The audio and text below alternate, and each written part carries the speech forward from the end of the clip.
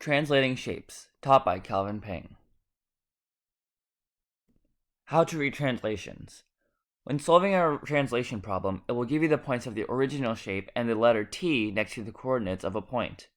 For example, triangle ABC undergoes T, -7, 4. It is saying that every vertex is moved on the x-axis to the left 7 and moved on the y-axis up 4. It is moved left because the translation says -7, meaning every point's x value loses 7. It is moved up 4 because the translation says 4, meaning every point's y value gains 4. How to draw the translated shape. Taking the translation T, -7, 4, we affect every vertex of the triangle.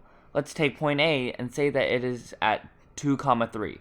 We move the point to the left 7 and up 4. 2 minus 7 is equal to -5, and 3 plus 4 is 7. The new A is now -5, 7. The rest of the vertices are affected in the same way. In the end, you get triangle new A, new B, and new C, all in their new positions after translation, to the left 7 and up 4.